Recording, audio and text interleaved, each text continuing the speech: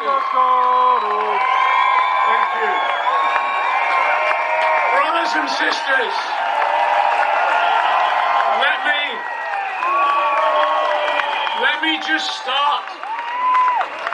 let me just start with this pledge for us all. To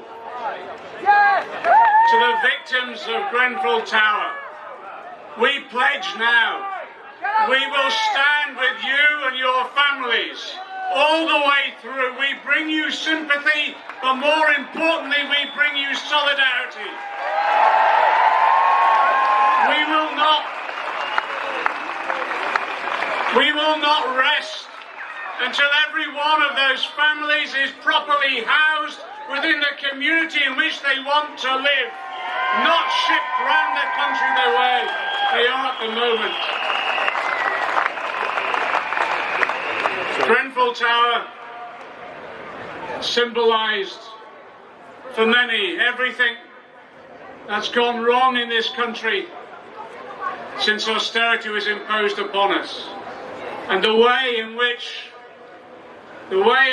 those who maybe not be wealthy, those who are poor, those who are on low wages, those who desperately need succour, who need a roof over their heads, and yes, who desperately need shelter, the way in which this brutal system treats them.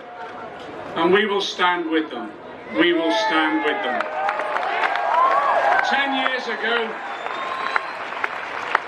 10 years ago, the Tories' friends in the City of London and elsewhere, the bankers and the profiteers, crashed our economy.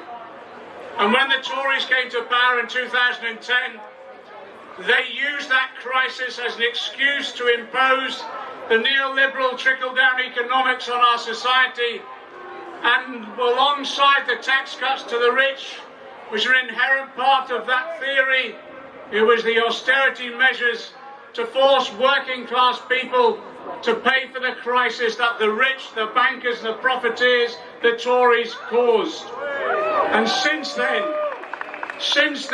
people have suffered.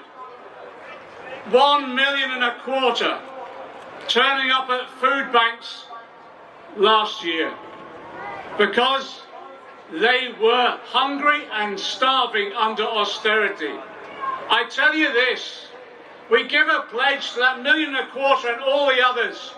When we bring this government down, we will feed our people and there will be no hunger in our society. The numbers being treated on trolleys in our corridors. In recent years, 50,000 operations for children have been cancelled as a result of cuts, but also the privatisation of our NHS.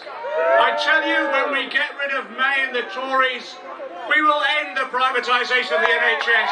We will fund the health service.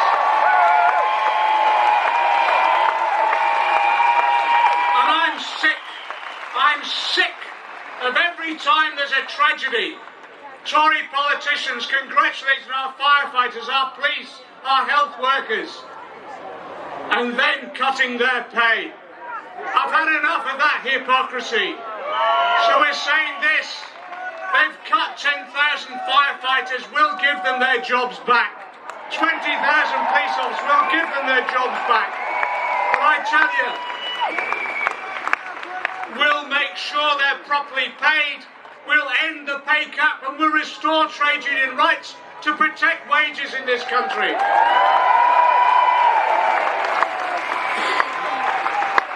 And the people who borne the brunt of austerity are two groups in particular.